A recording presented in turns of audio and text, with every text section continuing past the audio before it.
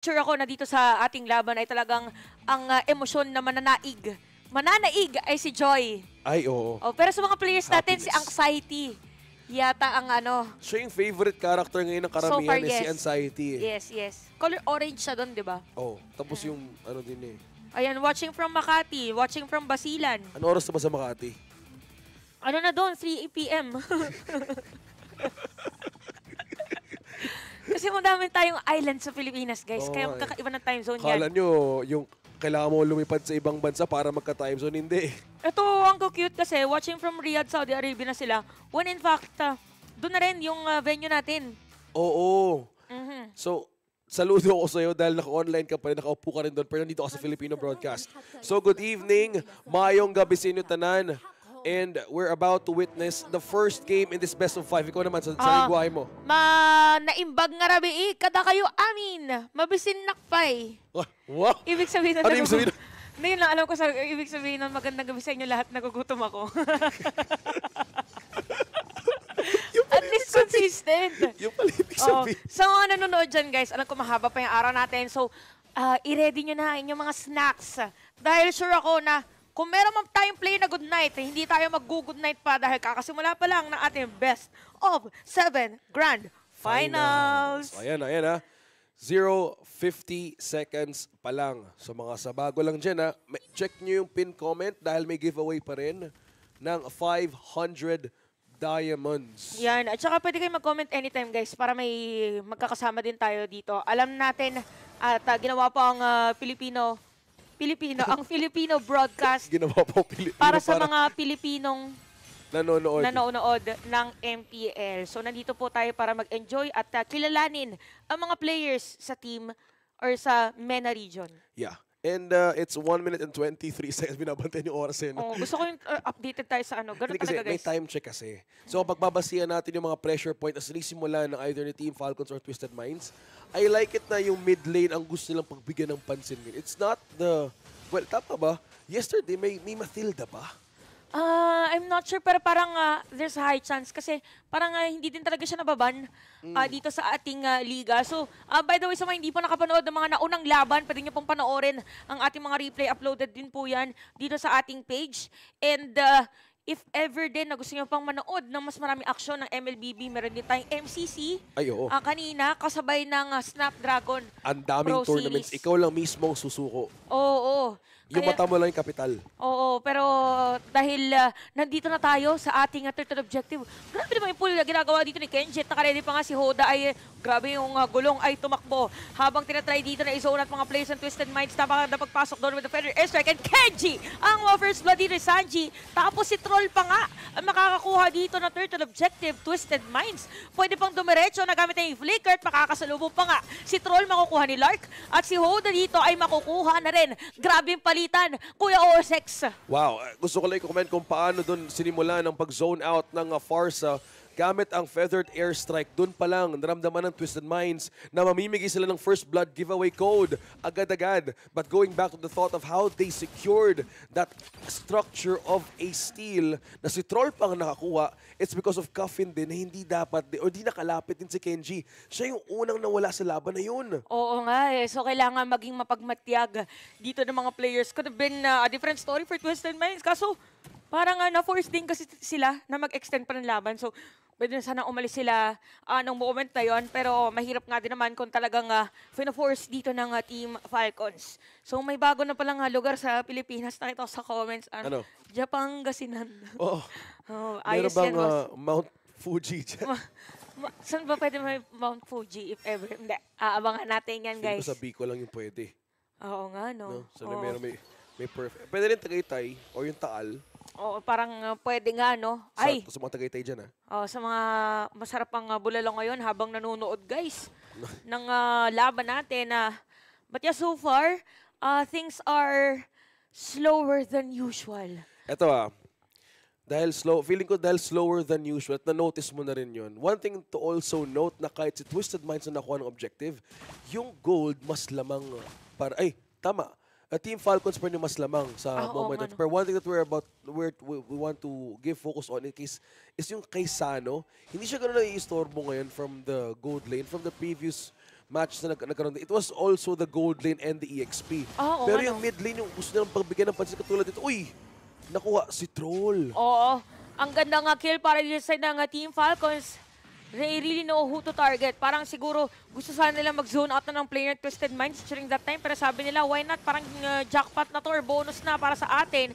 Kaya naman hindi makakalapat dito si Hoda. Pero sabi, dito, shampoo ka muna. Sabi ni Ding, kung dati Blondie, ngayon Blondie ka na rin. As Hoda is gonna be down by the hands of Kenji plus Necklace of Durance. Para dito kay Goodnight. It was a good pick-up from Kenji, knowing na medyo out of position nga dun si Troll. Kaso, okay na sana kinukuha niya yung vision. Kaso, yun lang, napalalim lang talaga na naka-respond ka agad si Goodnight. So, one thing to also see or observe na inuna yung NOD instead of building with burst right away.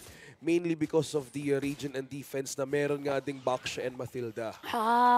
Oo nga. Oo nga, good point pala yun, no? Kasi most of the time, si Baksha nga sana yung pang counter heal. Pero dahil makunat siya, ay, at may Mathilda pa. Parang yan yung classic. It's either Barats or Mathilda, Yep. Baksha or Mathilda. So kaya nga pala, binild agad dito yung Necklace of Durance. So alam niyo na guys, sa mga Vexana users dyan, minsan kasi merong iba ang inuuna sa Enchanted Talisman. So minsan it's situational. Depende dun sa malamang situational nga eh. Di ba totoo na, depende sa sitwasyon. Tama. Kung Tama saan naman.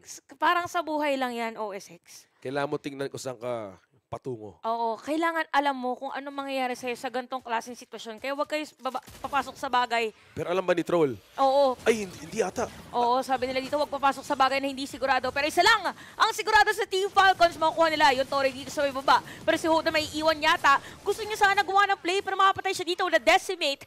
At tuloy-tuloy ang pag-arangkada dito na side ng Team Falcons dahil maaabot pa nila si Sanji. Pero yun nga lang, ay nakapag-flicker out at ginamit na yung feathered airstrike dito ni Coffin. Yeah, still a clear win for Team Falcons. Nakapush at nakuha din doon si Hoda. So wala mo nang pwedeng kumontest sa, well, nakabalik naman din siya. Pero naging target doon ni Troll was Kenji kahit na medyo nag-foreman invade doon sa baba. Oh. Oo nga, no. So, parang inaantay niya din muna dito, Kuya OSX, na magkaroon ng retribution. So, Hoda and Kenji is here already sa ating third objective, pero parang iba muna ang kanilang gustong gawin. Wala mo na objective. Feeling ko, I think gusto lang mag-pick off dito kagad si Lark. Oo, pero si Pwede Lark, mapanganib. ay no, yun lang, nag-flicker. Ay, hindi tumama, bes! Hindi tumama yung first kill ng Farsa. Oh my gosh. Kaya naman Lark dito ang makakakuha ng kill. Very nice play or counter play dito para kay Lark. At kita naman natin na talagang kailangan mo lang talaga maging asintado dito sa ating laban. At naisanta na rin ang Circling Eagle. Pero parang Twisted Minds ang nagsimula. Pero Team Falcons ang magtutuloy as Kenji no contest sa kanilang kalaban. Makakasecure ng pagong. Grabe naman yung play doon ni Coffin. Napaka-risky yun, ha. Alam niyong low doon si Lark despite of being low, pero under the third pa rin siya. Pero yung nag-miss lang talaga yung first kill niya. And ewan ko kung what was the play ng team at Twisted Minds na makakuha kaagad ng pick-off doon sa taas. Knowing that was a Clint na pwede lang kaagad combo na. So 3-0-1 na kaagad. Oo nga eh. So, parang ano ngayon, pwede natin sabihin na para sa side ng Team Falcons, isa sila sa mga teams na maladiesel ang nagiging run this playoffs. Again, during the first day po, dun sa mga hindi nakapanood, it was also Twisted Minds versus Team Falcons on the first series. And it was Team Twisted Minds na nanalo with 2-0. So parang talagang iniangat or hinabol pa angat dito ng Team Falcons bago sila mapunta sa ating Grand Finals. Kaso nga lang si Hoda ay napunta doon sa kakaibang pwesto kaya na mabibigyan ng Team Falcons doon. Pati yung Tori masisira na rin habang si Ding ay magso-zone out lang. Ang ganda nung kanilang pinapakitang play at tila ba'y nahihirapan ang Twisted Minds dito na dumepensa at gumawa ng play. Tila ibon kung lumipad. Tama! Pero sobrang Totoo naman. Grabe din naging snowball dito ni Kenji tsaka ni Lark. May Malefic Lore na rin si Lark ngayon. Knowing na makunat nga din yung mga Twisted Minds in terms of their lineup. Pero kung pag-uusapan din natin yung Mortis na to on how he started his snowball from minute 1. At ang dami din nakukuha ang out of position players from Twisted Minds. with this kind of situation, Ate Chantel, momentum na lang ito ng Team Falcons na pwede lang ituloy-tuloy. Oo, kailangan lang talaga nila as much as possible, wag na nilang pahingahin yung mga players ng Twisted Minds kasi parang yung nagiging strength ng ibang teams. Merong iba na super good talaga sa pag-counter. Speaking of counter, si Good Night dito, napakaganda flicker para sa kanya, pero si Sanji nag-flicker din para makapasok doon. Pero hindi pa pa yung mga players dito ng Team Falcons na hindi pa papawian. Pero sabi naman, dito na Matilda, okay lang daw. Pero naman makatakas, pero mapatay pa rin si Sanji. Biglang dumating ang mga players ng Team Falcons habang hinahabol nila. Merong guiding win, 2-for-1 trade in favor of Twisted Minds. Slowly kumukuha ng trade. Twisted Minds on getting 2 kills from Team Falcons. At gusto natin lang kunin din yung objective na to out of the 2 kills na nakuha nila. So with this, feeling ko gusto nila mag-translate ng tuloy-tuloy na trade kasi medyo nalugi din sila sa push by just looking at the waves from top to bottom. So slowly, hindi din hinahayaan ni Dink pero mukhang may ipit ata sa from the feathered airstrike. At mukhang tutuloy ata ng Twisted Minds, Ate Chantel. Oo, pwede lang kuhanin. Again, wala dito si Glue. Pwedeng humabol anytime or pwedeng mag-tower lock, ay hero lock pala ang Twisted Minds anytime. Pero mukhang isa-secure at i-try nila dito i-burst agad yung Lord. Kompleto sila, yun yung magiging edge nila. Pero also have to take note na merong ultimate dito. Ibang mga players ng Team Falcons. May na-circling eagle na gagamitin sa ilalim ng torre. Napakaganda paggamit doon ng Eternal Guard pero hindi pa rin makakatakas. Dito si Good Night. Pero si Sanji naman kanila makukuha. Mukhang marereset at hindi itutuloy itong ating Lord Objective dahil nga napatay lang sa mga players. Papasok dito si Super habang tatong players naman ng Twisted Minds may kita doon sa may mapa. Still, almost 11 minutes ng laban natin ay ngayon pa lang talaga mukhang itutuloy ng totoo yung ating Lord Objective. Ginamit na dito yung split-split. Biglang dadating si Hoda and the rest of the players. Sino nga ba talaga makakakuha? It's still gonna be Hoda. Ang side ng Team Falcons ang sumaing, pero iba ang kakanin. At Ay, kakain. Gusto mo ba ng puto bongbong, Ate Chantel? Sakto, madaling araw na ngayon. Masarap kumain ng suman. Oo, masarap kumain ngayon ng mga may kanin. At Ano pa ba? kakanin. Kanin at kakalin. Dalawang nakuha from Team Falcons but that was still a secured objective from Twisted Minds. Despite the loss of that objective, mukhang maganda magiging push ngayon ng Twisted Minds from the bottom lane. Looking at the items, may Blade of Heptasis na rin ang Masha, which is si Sanji. But looking at the Blood Wings from Farsa, hindi nga siya dito nag-burst kaagad. Siguro ayaw niya dito ng siya yung ma-burst. Sabi niya, okay na yung trabaho ko yung taga-burst, pero wag ako yung mababurst. Pero nga si Troll, grabe naman dito yung sa kanyang Circling Eagle, pero mapatay lang naman sa kamay dito ni Vexana. So, GG's pa rin para dito sa Twisted Minds dahil nakasira sila ng torre doon sa may bandang ibaba. At 10-8 yung score natin na Kuya OSX. Twisted Mind is still on the lead for this game. Yeah. Biglang bumaliktad. Oo nga eh. Na-twist. Ay, oo nga. No. Di ba? Pag tinwist mo, yung dating nasa left, nasa right. Bumabaliktad. So yung nasa front, nasa back. Yan. So Twisted Minds, napaka-basic na kanilang keys to victory. Twist their minds. Yes. Twist the lead. Twist the situation. Hashtag let's do the twist. Oh, ano nga yun? Oy, free marketing. Ano ba yun? Ulo, sa'yo yun. Wala bang... sige. Oh. Hindi ba hashtag yun ng campaigns? Hindi oh. Hindi. Sa mga nanonood, Pinag-usapan ko yung childhood ko, te. ay, ako hindi ko kasi naabutan eh. Baka fetus pa ako ng child ka na. And joke lang ito, makikita natin Circling Eagle para kay Troll. Pero si Lark ay hindi na makakatakas yata dahil napapalibutan na siya ng mga players dito ng Twisted Minds. Habang si Kenji and the rest of the players kailangan umalis. Wala yung kanilang damage dealer. Look at Sanji nakabang. Ginamit yung Eternal Guard. So, aalis mo ng mga players dito ng Twisted Minds. At unti-unti na nga talagang lumalaki ang kalamangan dito ng Twisted Minds para sa ating laban. Yeah, it's just 3 inhibitor turrets remaining for Team Falcons. Mukhang ma-force out din si Ding na bumalik ata sa base. Well, dahil glue naman siya, madami pang... Uy, hindi ata, pinapalagpas din. Kumuntika na siya, no? Sa zone ng Feathered Air Strike, mukhang gustong ipalaban ang Team Falcons. Sabi yata dito ni Coffin, feeling ko dito dadaan eh. Pero naramdaman din ni Ding. Tumaas yung balahibo ni Ding eh. Sa batok mo nakita niya, oh my God. Dito yung Feather Airstrike. Ayun, gano'n na gano'n ang sound effects ng Ding ng moment na yun. Narinig ko, pati nga yung camera doon ng audience. Napacheer din doon ng kampo ng Twisted Minds. Nakita ko din si Coach Lyric. Feeling ko nagbago din siya ng hairstyle eh. Kasi Yung black kulay haired niya. siya dati. Oo, ngayon feeling ko in the zone yung mga may kulay. Oo, iba talaga. Meron talaga mga ganyan kahit sa sports at saka sa esports. Pag nagbago ng hairstyle, alam mo na talagang ready for blood pagdating sa mga games. So, still hanging by a thread. ang side ng Yeah. Team Falcons dito sa ating laban. So, expect na, sige, bigyan mo ako ng prediction. Dito Ano? sa ating game number 1, ano sa tingin mo ang end time? Ito Ay, yung honest to goodness. Wow. Bakit pag ikaw kasama ko, kailangan ko i-predict yung oras? Ganun Kaso, talaga. Ang oras ngayon ng Team Falcons, kung gusto nila bumawi, they need to secure this Lord. Dahil nga ang naging priority ng Twisted Minds in their first item or two is the defensive items na may kalahating damage din naman. Kaso nga lang, it's up against Goodnight and Kenji na pwede atang makuha. Nakuha na nga si Goodnight din dito, but si Troll, pababakawin na lang dahil mukhang yung team fight, Ate Chantel. O, parang nagkakahiwa-hiwalay na talaga ang mga members dito ng Twisted Minds. Ang pinaka-importante kay Sanji, kailangan ko ng aking next HB para hindi siya papayagan dito ni Ding. Habang si Troll naman ay magkakaroon ng balik buhay doon with a guiding wind. Pero sabi ni Coffin, wings by wings at your service, let's do the twist. Pagka-twist, nag-twist muna siya doon pero para dito sa ating mga teams. Mukhang Team Falcons naman ngayon, Kuya OSX, ang makakapag-secure or not sure dahil nandito na rin sila Hoda. Si Coffee na gumamit ng kanyang feathered airstrike habang si Ding i-reset na lang muna dito yung objective. Ginamit na yung split-split habang si Super right to the box ang naramdaman ng moment na yon. Ding, ang bato for the safety. Nakakalapit na siya sa bato. Hindi muna. Hindi muna. Pinalapit ng Twisted Minds yung bato. Alam mo kung bakit, ito ang story niyan, kung bakit laging hinahanap kay Ding yung bato? Bakit? Ang buong pangalan ni Ding ay Ding Ding. Kaya naman, nakakapit muna si Ding doon sa dingding.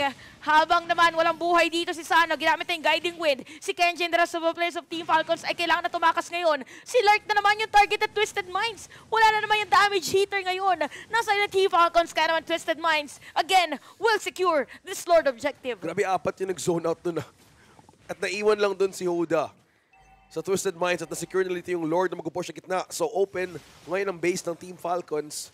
Kalahati ang HP ng kanilang tore. Team Falcons is still trying to hold this way through. Kaso ang problema lang din dito, sabi mo kanina kung si Ding, isang pader ng kanyang kapital.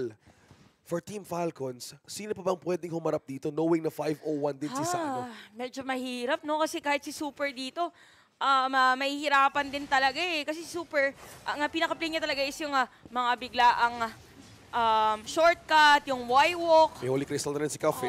So masakit na ay, bukod dun sa Holy Dalawang Crystal, BOD. meron pang 2 BOD nga. Ayun, nakakapaggamit ng wind chant. Kaya naman si Sanji dito ay wala na yung HP niya. Pero napakagandang guiding wind para dito kay Troll. At kita naman natin ngayon na kumakatok ang Twisted Minds dito sa base ng side ng Team of Falcons. Hanging by a thread at pilit ng dumedepensa ng Team Falcons. Makakahinga ba sila? Uy! Sanji is down at buhay pa rin ang Team Falcons para dito sa ating laro. Pero sakit ni Coffin.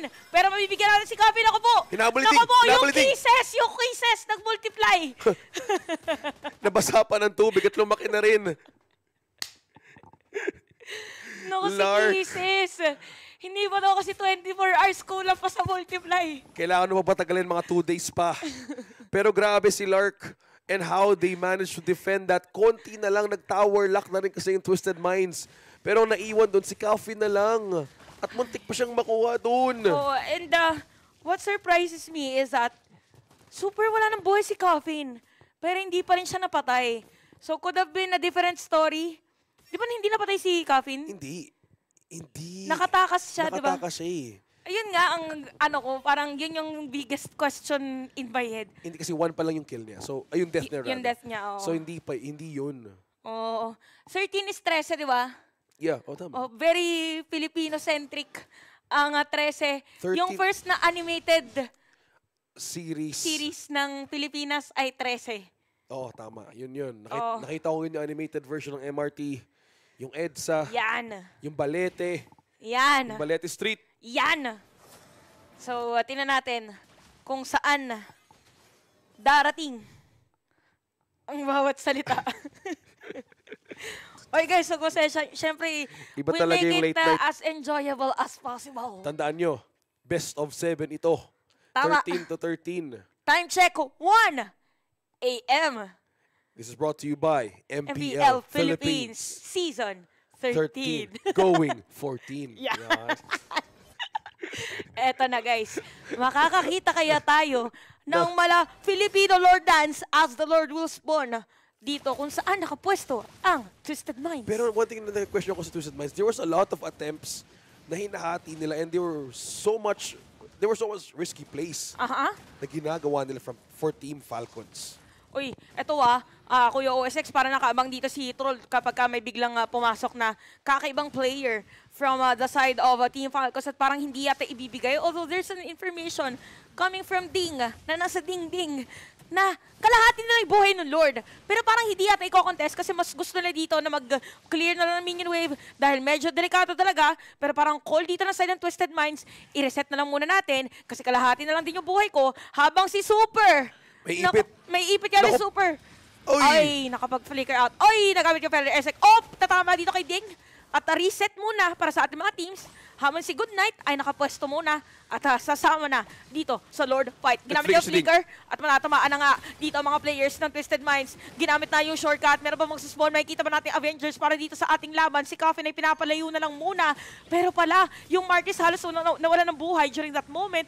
At parang si Ding pa nga dito ang Nako po, ang nabigyan. It's gonna be a kill para dito kay Saji. Perfect timing this time around for Twisted Minds to take this Lord. Wow, it's still a very risky move for Ding na zinone out niya rin ng Twisted Minds knowing na 42 seconds pa yung balik niya. Alam ko na makapag-clear ang Team Falcons pero that wasn't enough na para makuha lang ng Twisted Minds yung objective na to. Oo nga, maganda para sa Team Falcons. And, ay, naku si Kenji. Naku po. Pero tingnan natin kung itutuloy pa rin ba against Kenji. Pwede yatang banggain. Pwedeng habulin. At hindi na patakasin. Eto na si Saji. Bulaga. Ang una niyang kagatin is gonna be Lark maulan ng Immortality. Tapos aalis ngayon ng mga players ng Team Falcons. At hinahatid na nga sila dun sa may base. Mawawala pa dito yung supposedly damage dealers. Natitira na lang is gonna be Goodnight dito sa ating laban. Meron pang Haas Close si Kuya Sano. Okay, so meron yung Holy Crystal rin sa Goodnight.